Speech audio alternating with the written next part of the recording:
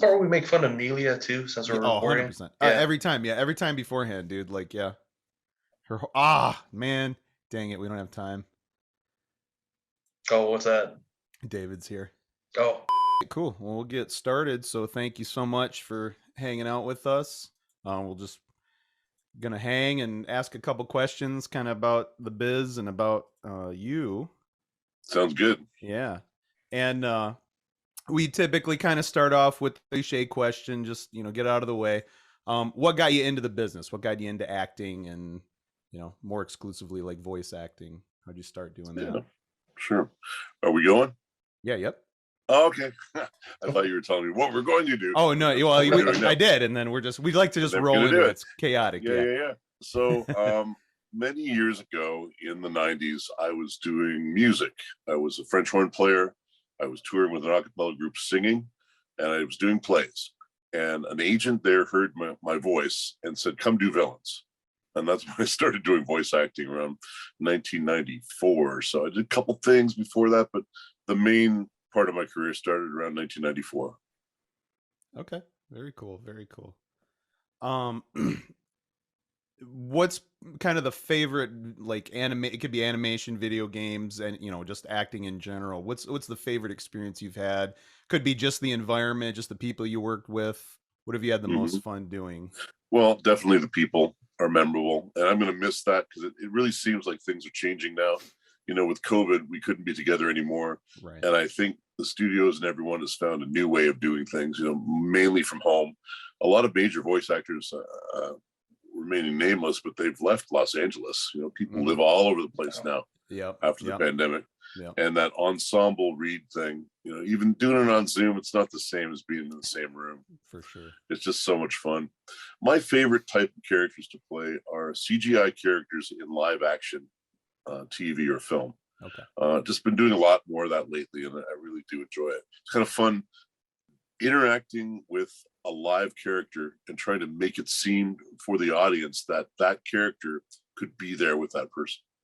Right. Yeah. Like the mocap type stuff too. Is that what you're kind of? I haven't done a lot of that. I've done only one. I really only have done one performance capture role. Okay. Army of Two, The Devil's Cartel. Okay. Which was like 10 or 11 years ago now. Right. But there are a lot of CGI characters where the mocap is done on the computer, or there's someone else doing the mocap. Right. Yep. I'm sure I'll do some of that again someday. Oh yeah, very definitely. I think depending on how things go, hopefully, I know a lot of actors are kind of getting back in the studio a little bit, kind of gradually gravitating towards that. But yeah, I just did a couple of sessions last week in studio, and I've only done one for the whole pandemic before that. So it is getting back to that. But who knows now, with the new wave, we'll see what happens. You just have to ride the wave, so to speak. Yeah, exactly. Yeah. You got to kind of compromise and feel it out. But do what you need to do. Yeah, we actually know a couple other voice actors, and a lot of people have kind of moved around, and I'm sure it's more efficient for the studios to kind of do it, remotely and everything, and use your closet for a recording booth or whatever. Well, I think they would rather have you there. Probably. There are some projects where they will not do it unless you're there. Right. If you're doing a big movie and it's a confidential situation, they don't want to stream the picture. Right. And also there's an enormous screen there that you're working off of, and they have all the equipment there to do what are called streamers. You can see where you're supposed to speak and all that. So they would rather do that in studio. Yep. Kind of like Gorilla Grodd when you did that. Well, Grodd, I was at a sound studio. We could do that at home. Okay. I think we could probably do that one at home if they were okay sending the picture remotely. Hopefully there'll be more Grodd. We'll see. I hope so too. I'm not sure what's going to happen with that right now. Right. COVID changed a lot of things in the industry. They had to cut their season 7 short. Right. And, I did hear about that. Yeah. They just didn't have room for Grodd that year, but hopefully this year or next year we'll see. Not really sure yet if there's going to be a season 9. It hasn't really been announced yet, has it? For the Flash. Not that I saw yet. Yep. Yeah, and Josh would know. He's the resident DC guy. He knows he knows the DC stuff before the DC guys do. So, yeah, right. He's got the inside scoop. Yeah. Now, are you a gamer at all? Do you play anything that you're in or watch, a lot I of see anime stuff? everything I'm in. I play with other Okay. people, but I really don't play games myself because Okay. I think it's because I'm at an age where when I was a kid, it didn't exist. Right. Hmm. So I never got it never got into my bones, so to speak. Right. So, and I actually have a really hard time even using a controller. I need somebody to teach me at some point so I can get into it more. But I Right. love watching it. And Yeah. Yeah. most games I find the YouTube. Right. Usually somebody's done a cut scene from it or they've taken a clip. Right. A gameplay or something Yeah. like that. Yeah. You know something I've never found, and maybe Mhm. you can help me with this. Yeah. I was in that last Star Trek game, Okay. based on the movie, I think. Yeah. And I had a huge scene with Spider-Man where he was in a fight, and I'm in the credits. I don't know. I don't think it's even a named character. If it is, I'm not aware. They didn't tell me. I've never seen that. I've never heard anyone talk about it. Was Okay. it cut from the game? Maybe it was. Yeah. I don't know. Yeah, I don't know. We'll have to put our research and development team on it, man. Oh, yeah. We'll get it. Yep, for sure. Yeah. That's one thing. Speaking of characters you play, you're big in, the Drax, the Guardians universe, your Drax. What is a character like that kind of, he's very cut and dry, doesn't get earth humor that much. Is that still a fun character to play? Do you like kind of sometimes playing a dry character like that, kind of the straight man? Oh of the group? yeah, absolutely. I long to play comedy whenever I can. I don't get Yeah. to do it very much. Yeah. So anything I can do is comedic. But I took the role so seriously, and I never really look into franchises that much until I'm well into them because I don't want to copy what happened before. I didn't even realize he was a comedic character until 3/4 of the way through season 1.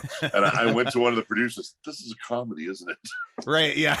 Yeah. Because I was seeing the world like Drax did. Right. Which, hey, sign of good acting right there when you get that absorbed in it. Well, just definitely trying to be like the character and stay in the moment. I like to turn the page and not always know what's going to happen. Right. Oh yeah. Like Injustice 2, I know you played as Dr. Fate. That's like a more serious character, which like I never really seen him on screen as much. So what's it like to try to get in the shoes of Dr. Fate? That particular character is interesting to me because there was an aspect of sort of religious zealotry. Mhm. Like he was really into his religion, Right. Oh yeah. the idea of order and all that. Right. And when those characters are so obsessed with the concept of the way they see the world, it makes it very easy to play. Or not easy, but like fun to play. Right. Because it really affects the way that they interact with the other characters because nobody else sees the world like they do. Mhm. So it's for them to either like force it or convince them that that's the way the world should be. Yep. And that's always fun seeing how the other characters react to his character, and are they going to go along with him or going to challenge him, and his unwavering commitment to that concept. Yeah, absolutely. We did it. Oh, sorry to interrupt. No. Go ahead. We did a great scene that I don't think ever made it into the game. It was like total plot twist, crazy thing where he takes off his helmet, and he is who he is when he takes off his helmet. Right. And he did something huge that he regretted. And it was a really emotional scene. And I don't really think he did something huge as Dr. Fate. I don't think it ever made it into the game, but that was amazing to play that. Sometimes they do that at DC quite often. They'll go for some really interesting plot twist, and they just decide later on they don't want to do it. Yeah. Which is a bummer because those are the best, that's the whole reason people love comic books and that lore and the human drama behind, it's fun to be a superhero and fly around and do all that. But the human drama, I think, is why, comic characters and fantasy characters like that endure. Because when they have those human moments or those kind of breaks in their normal character, you kind of see the humanity. That's kind of the fun part because you can see yourself a little more in, be more relatable a little bit. Yeah, for sure. Yeah, I mean, I like to try to make them come alive and seem as real as they can seem. It's a heightened reality. You're asking a lot of the audience to just dive into the story and like believe that a psychic gorilla is a real thing. Right. I think the rest of the cast really helped me out with that because they reacted to the character as if it were real. Mhm. We were really hoping that it didn't seem goofy. Right. And I think in the end, we achieved what we wanted to achieve with that. Yeah. I think so. I thought it was a perfect scene. Yeah, for sure. Every scene that your character's in. Thank you. Yep. Yeah. like you were talking about before, those characters that are kind of on the extreme side of their own viewpoint. I think I have been a Thanos fan since I was a kid, and I recently at a Comic-Con met Jim Starlin and told him that, and he said I should go probably seek professional help, but I'm like, okay, whatever, that's not, probably, but to me, those characters are interesting. Whether it's a movie version of Thanos or, they kind of have different motives, but the same thing. They think they're so right. And I think the same thing, sometimes people have the most connection or fun with villains because they so are ingrained in what they feel, they almost become sympathetic. Even if they do terrible things and, they're trying to blow up the world or take over the world, you're like, I get, if it's played correctly and it's good writing and good acting, you start to think, hey, I get where he's coming from. Yeah, he's, not a great guy or, woman, but you if the performance is good enough and the writing is good enough, you can kind of see where, okay, I get why they're doing that. And that can be, I think, a lot of fun just to kind of dive in and just see things from that perspective. I think in The Flash that we definitely get to the point where people feel a little bit sorry for Grodd. Mm-hmm. At times, because he really did come from a place where he didn't have any control over his origin. Right. Well, who does? But he didn't have any. He didn't know where he came from really. And then the people that he felt he could trust betrayed him. Humans betrayed him in general, and that added to his evilness. That's a lot of times evil characters. They come from this abused background. Yeah. And it makes them who they are. Right. Yep. Most definitely. Yep. Yeah, the supervillain origin. That's kind of a joke. When something bad happens, somebody has a bad day at work. Oh, this is their villain origin right here because a customer made them mad or something. But, yep. No, that's very interesting. That talking about kind of Drax and the serious characters and about the comedy thing. One of my favorite moments for you playing Drax, I wanted to say this, during this interview, was I think it was Lego Marvel Superheroes when when he's starting a jazz group and you do a whole, I don't even know if you remember all that stuff, but I don't. Yeah, it was kind of a throwaway mission, but it was one of my favorite things. He's got a saxophone, and I thought that has to be, for that kind of character, that's got to be a really fun break, where you get to really flex your goofy, comedic stuff like that. When you do a project like that, you don't really remember it, but that's got to be fun when you get to take the same character but do a break and kind of goof off. I don't know if anyone remembers my role as Asmodan in Diablo 3. We did a goofy version for Heroes of the Storm called Asma Dunk. Mm-hmm. And he was a skin that was a basketball player. and there's another video that exists. I've never seen it. For Blizzard's 10th anniversary, they had Asmodan as if he were an employee of Blizzard. Okay. It's an internal video. I don't know if it's ever been made public, but they brought me in for that. That would be fun to see. Right. Yeah. Just a character being really, really goofy. Yeah. I thought Asmodan in general was super serious, but weird. Right. I like weird. Yeah. Especially when we did Asma Dunk. The Asma Dunk session was probably one of the most fun sessions I've ever had. Very cool. Yeah. And it's got to be, you, again, like you said, you got in because of your voice and you've got the deep, baritone, and, it kind of lends itself to that thing, but it's got to be fun to play around and, especially those kind of characters just kind of do a comedic version or like a what if one-off kind of. Well, you have to act, you can't just be a voice. Right. Yeah. You guys would be bored to tears if I just did voices. Right. That's a party trick. That's not really a character. Right. But I think there are people, like I certainly find students that I'm doing a lot of teaching now. Mm-hmm. People in the beginning, they don't understand that it's way more than just doing a voice. Right. Yeah. I kind of wish that in general it was called voice acting, right, and not voiceover. Right. Right. Yeah. Was it? I'm friends with Eric Vell. So every time, like I talk to him every time, he told me, if you really want to get into voiceover, you got to learn how to act. And I can see that because you actually have to perform some of these emotional scenes at a emotional or comedy. Yeah. Timing's everything. I have to be in a scene with people. I have to, just as we're having a conversation, they have to have a conversation too. Right. And I have to hear what they're saying and respond to it, not just say words. Mm-hmm. It's something people have to learn in the beginning. They don't realize it sometimes.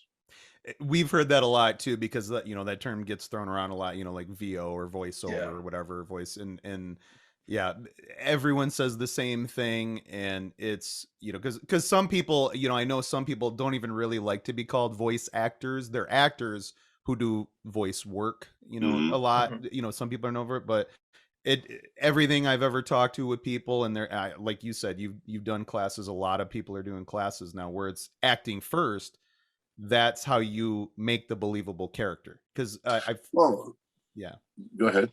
Oh no, I was just gonna say one of the, I forgot who it was, but I think it might have been one of the Looney Tunes actors said anybody can do a, you know, this character's voice. They can do a party impression, like you said, a party Mhm. trick.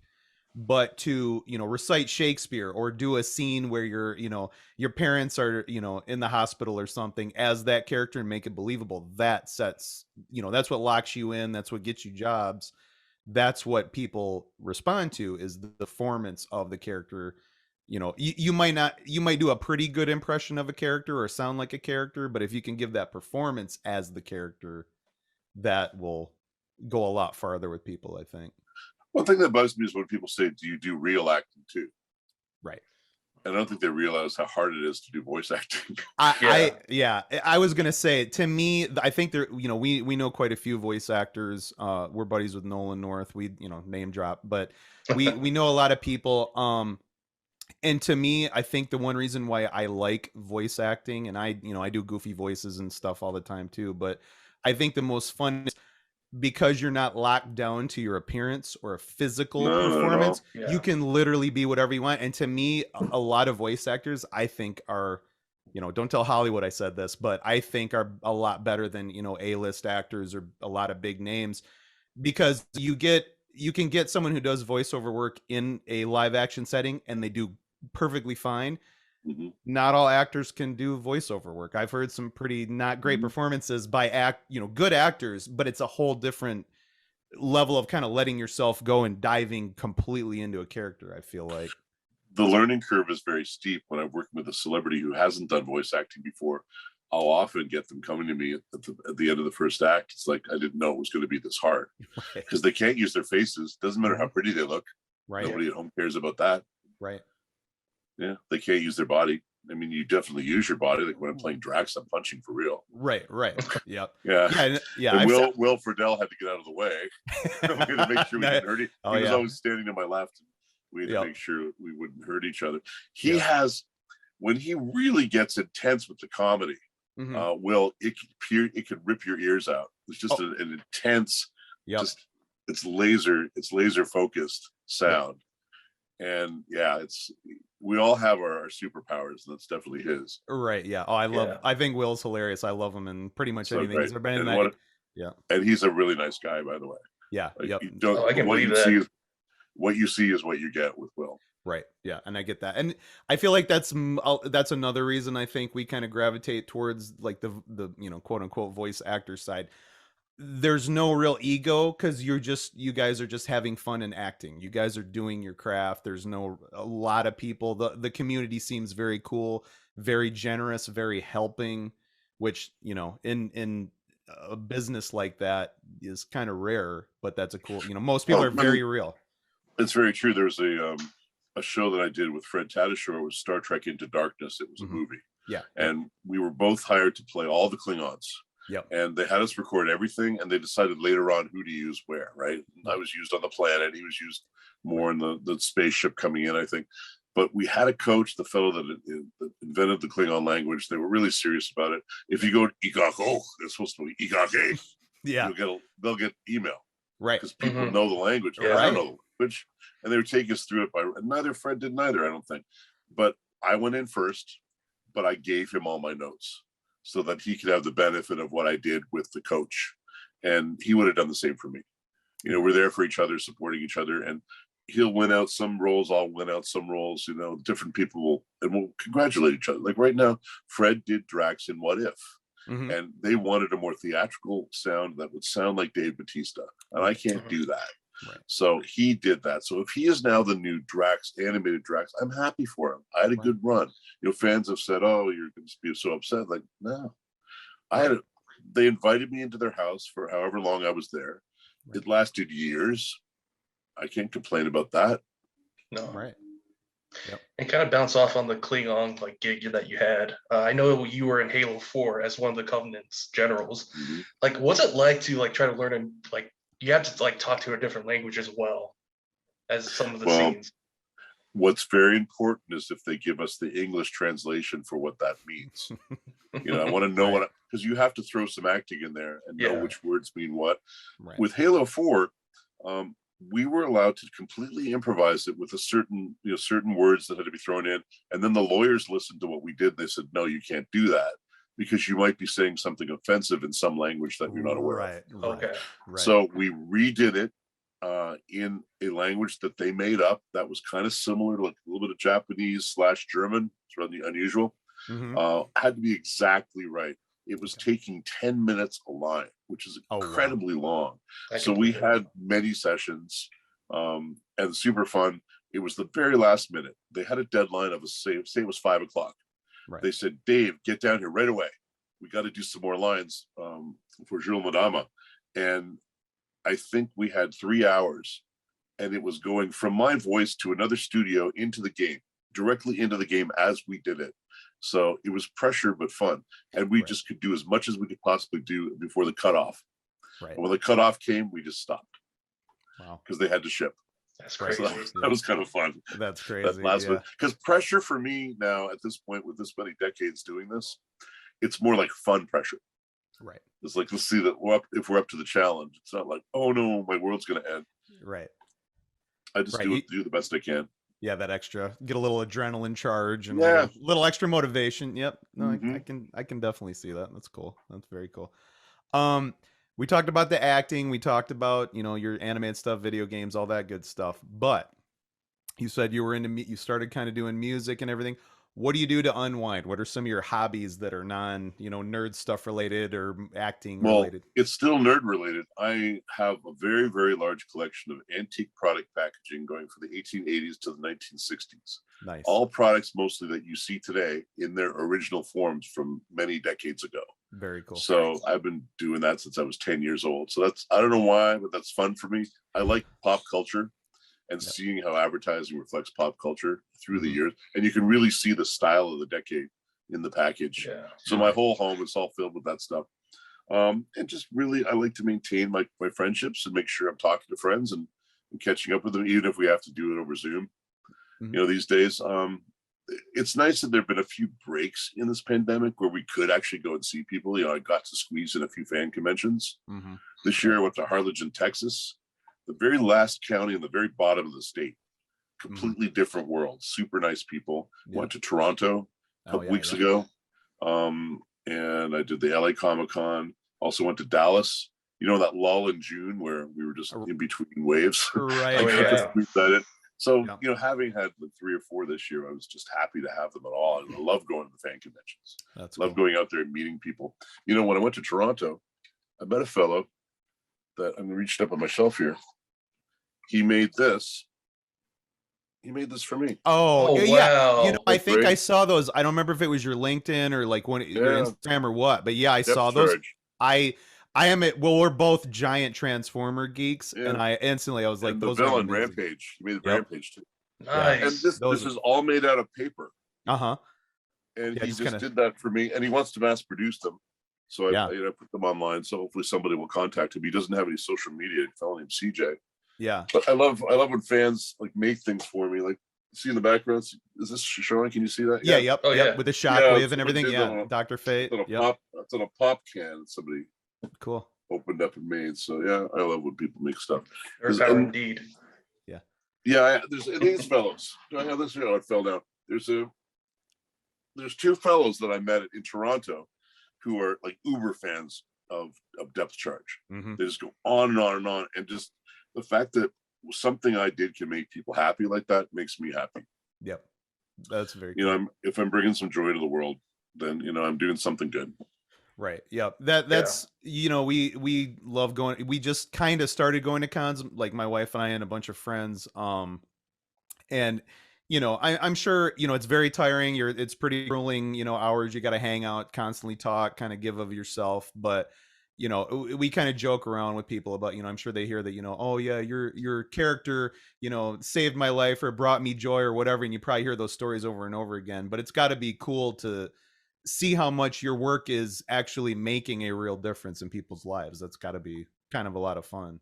There's always one story from every con where it just really touches you and you might have to go away for a minute, just collect Right. yourself. Mhm. This woman came up to me in New York State and she was deaf. And I thought, how can somebody who can't hear be a fan of my work? Right. But she loved Grodd, because Grodd, for some reason, just in terms of the waveforms or whatever, she could put the speakers on the ground and feel the performance. Wow. And Really? she came up to me and she put her hand on my chest, and I did the Grodd performance for her, and she recognized it. Oh wow. That was such a beautiful thing. Yeah. And you know, it was just a great experience meeting someone like that. And she really sought me out. She was a fan, but she couldn't hear a word that I said. Right. Amazing. Yeah, that's That's crazy. pretty amazing. Yeah. Very cool. Very cool. We kind of, Josh and I talked about one that kind of be an interesting question for you. How has I mean, we've talked about COVID obviously changed a lot of things, but overall, how is the business just of acting and especially the voice stuff? Is it a lot different than it was when you started, or kind of about the same? I mean, in general terms. If you put COVID aside, in general terms, it's very different now. With streaming, you know, things are moving in different directions. There's so much content needed to fill all of these streaming portals and channels and all the cable channels, and you know, it's all moving to streaming now. But also, people have equipment at home, especially now after COVID, where it sounds like I'm at Warner Brothers when I'm at home now. Right. You know, I had to spend a lot of money to make that happen. Right. It's sink or swim. You know, during COVID, you just had to set something up at home that would sound good. It used to be you'd have to go somewhere always to do that, even for auditions. Right. So the pool of people being able to send in auditions is a lot bigger than it used to be. Yeah. It still helps to have great agents with great connections. You know, that's definitely gotten me some of these bigger projects. Right. But yeah, you can't be good in Los Angeles. You have to be really great. You have to be really at your top level of just being able to portray these characters in a way that people respond to. Like, I talk to my students, like, how do you intrigue people enough that they want to actually cast you? Right. You know, you want to try something. Everyone's doing it one way. You want to try to do it slightly differently, just to add something new to it. But yeah, it's changed in that everyone has access to it, and I think they're still discerning, but well, not less so. It's just that it's opened it up to so many more people, and it's also great that it's opened it up to people that aren't in Los Angeles or New York. Right. You can be in Ohio and be on a cartoon series now. Right. Yeah.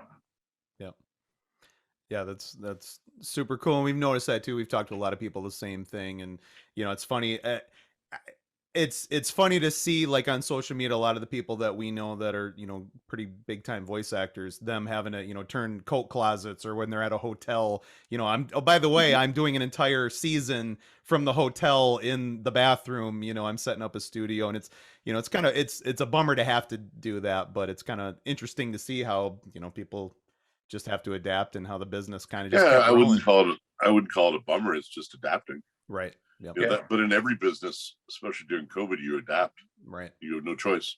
Yep. Exactly. Yeah.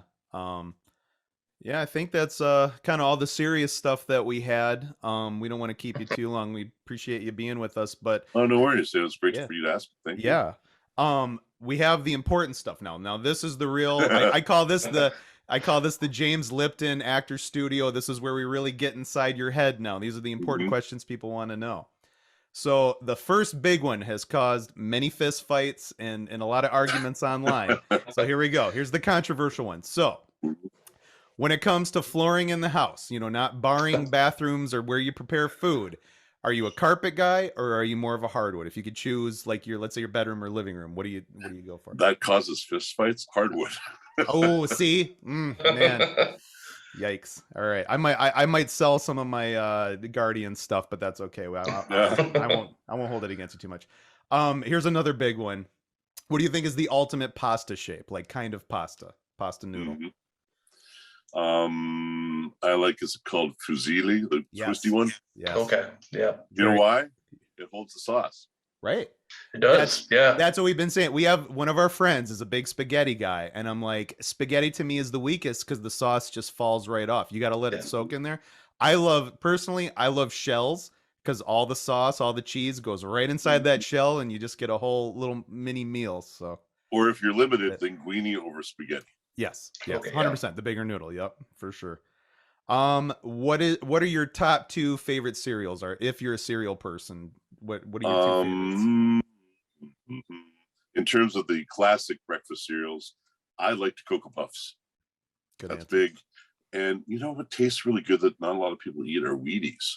Yeah, Wheaties are actually good. That multi flavor is really good. You know what I find about Wheaties? Again, I don't want to age any of us, but I feel like the older you get, the more you appreciate Wheaties. Because when I was a kid, I was about Lucky Charms. The more marshmallows and sugar, the better. On a Saturday morning watching cartoons. But then the older I got, I thought, man, Wheaties, like, this is actually kind of a nice meal. So you know what seems good, but it's impossible to eat? Grape nuts. Yeah, kills my jaw. Yeah, same. No, I had my grandma used to get grape nuts all the time. I'm like, yeah, that's actually really good. And for a second, it's good. But yeah, like you said, the lining of teeth just gets destroyed after about a Well, it's the jaw. If you and the crunching, the milk has to soak in. Yes.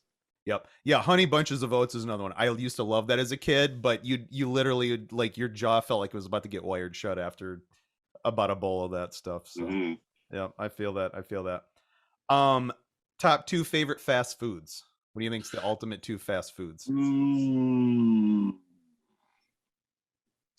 Well, being in LA, there's a lot of that out there. I like In-N-Out burgers. This is a local thing in LA. Yep. Yeah. It isn't available in most of the country. Those are really good.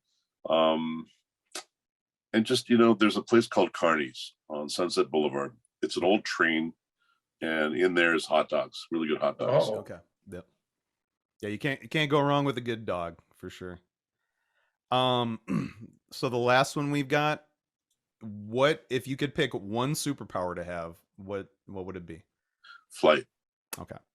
That's top 2. Invisibility and flight seem to be the same thing, and I make the people that pick invisibility, I like to make fun of, like, okay, so you're a creeper. That's good to know. So yeah. Flight people, I'm cool with. Invisibility, yeah, you're weird. Flight is good just for getting places. For sure. Yeah. The same way. And the ability to just float in the air and look down would be nice. Yep, for sure. Yeah. I kind of like flight. I would love teleportation because some days after work, I just want to just be in my house. Exactly what I was thinking of. We're twins. I don't know if you probably can't tell physically, but me and him are twin brothers. So yeah. Cool. All right. Thank you so much, David, for giving us your time. You're welcome. And anytime, if you have some free time, you want to come back maybe next year once all the holidays and the craziness are out of the way, let us know, and we'd love to talk there's some again. Great new projects coming up that I can't talk about. They always NDA us. We get all the people go, what are you working on? Nobody can say. Yeah. You aren't allowed to. Right. Well, that's what, we, especially with the voice acting, we ask everybody, what is there any projects coming up you want to push or excited about? Like, no, because I don't want to get shot. Basically, I don't want to get pretty murdered. much. So, it almost specifically says that in contracts now. Mm-hmm. Yeah, I can believe that. You will be shot. Yeah, no, we joke around. The Disney snipers are waiting for you to say something. So anytime you see a red dot.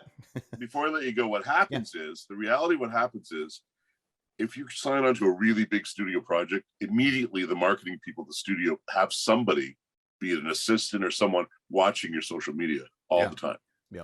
And I've had situations, and I've been really good about it. I know that you have to keep the excitement for when it releases. I don't like spoilers. Right. But I've had people post things on my accounts, like, say, Facebook years ago. I don't think it is anymore. It was open, so people could just post things. Right. Things that were pictures taken on set that shouldn't have been taken, stuff like that.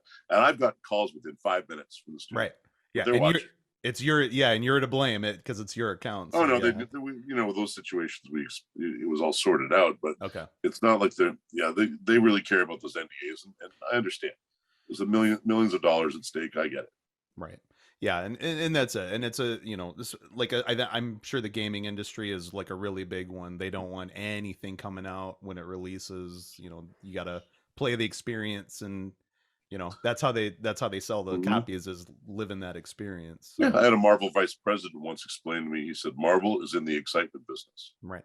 Yeah. and they're the ones that know how to make that excitement happen. I've got Yep. my lane, and they got their lane. I got to stay in my lane." Right, for sure. Yeah. For sure. Yeah, it's under. I know it's that one is kind of a bummer. We've heard a couple people say, you know, like, I would love to tell you guys about this, but I cannot because I enjoy being alive. So and working. So Yeah. Yeah, I yeah. respect the people that invite me into their house, so to speak. Right. Yeah. For You sure. wipe your feet and take your shoes off, and then you come in. Right. You play by their rules, and Yeah. there you go. Yep. You have fun with it. Cool. Okay, what about you know, any of the, like, your acting classes, like links to that? You know, where do we find you at that if people want to do lessons or get in touch with you that way? If you go to Sobolov.com Mhm. and click under coaching, and I think it's coaching and demos. Okay. It tells you all about demos and all about my classes, individual, and do group once in a while, but not very often. Maybe once a quarter, I'll do a group class. Okay. Very cool. Very cool. Yeah, we'll push all your social media and do links to that and Appreciate everything. it. So yeah. Yep. Yeah. Again, thank you so much, David, for You're hanging out welcome. with us. And Thanks for having me. yep, no Yeah. problem. And like I said, anytime you want to come back, just let us know. But until then, take care, stay safe, and we'll hopefully see you later. Be well. Hopefully for All a right. con. Right, there you go. Hopefully a Comic-Con in the future. So Yeah, sounds yep. good. Awesome. Okay. All right, take care, guys. Yep. Thank you.